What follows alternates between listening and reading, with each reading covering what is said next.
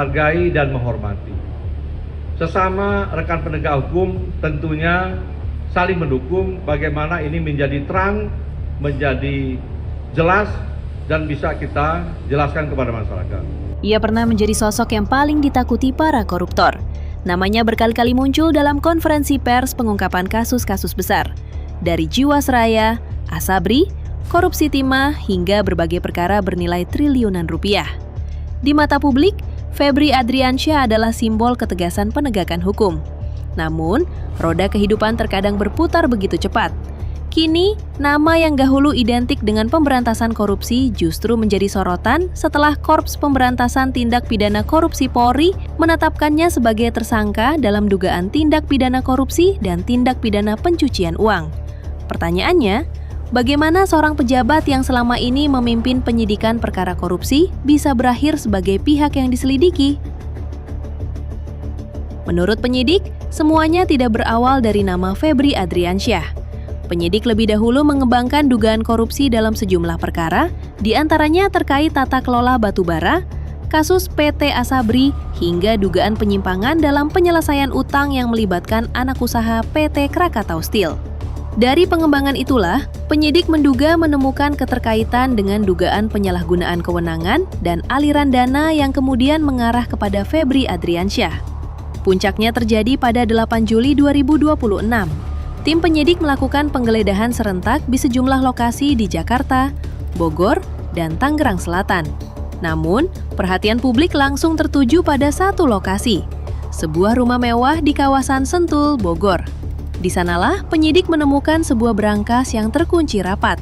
Saat berangkas itu berhasil dibuka, penyidik mengaku menemukan 7 koper berisi barang-barang bernilai fantastis.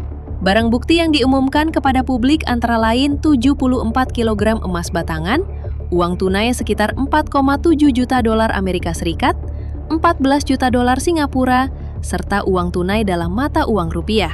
Jika dikonversi, total nilainya diperkirakan mencapai sekitar 476 miliar rupiah. Selain itu, penyidik juga menyita dokumen dan perangkat elektronik untuk kepentingan penyidikan. Temuan itu langsung menggemparkan publik. Tidak lama kemudian, Febri Adriansyah mengakui bahwa rumah di Sentul yang digeledah memang merupakan rumah pribadinya.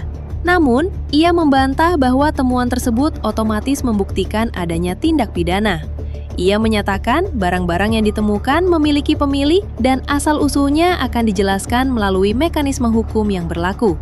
Sementara itu, penyidik menegaskan seluruh barang bukti masih akan didalami untuk menelusuri asal-usul aset, aliran dana, serta keterkaitannya dengan perkara yang sedang disidik.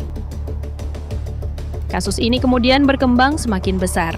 Setelah memeriksa sejumlah saksi, mengumpulkan dokumen, serta mendalami barang bukti yang telah disita, penyidik akhirnya menetapkan Febri Adriansyah sebagai tersangka. Keputusan itu mengejutkan banyak pihak, sebab selama bertahun-tahun ia dikenal sebagai salah satu tokoh utama dalam pengungkapan berbagai mega korupsi di Indonesia. Ironisnya, kini ia berada di sisi yang berbeda dari meja penyidikan. Namun, di balik semua perkembangan tersebut, ada satu prinsip hukum yang tidak boleh dilupakan.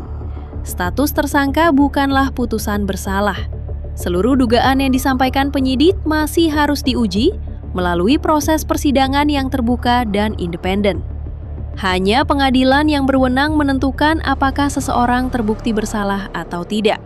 Meski demikian, kasus ini telah memunculkan satu pertanyaan besar yang menggema di tengah masyarakat.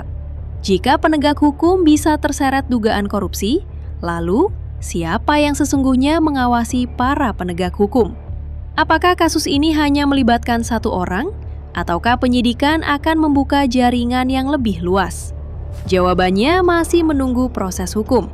Dan bisa jadi, apa yang terungkap hari ini hanyalah permukaan dari sebuah cerita yang jauh lebih besar.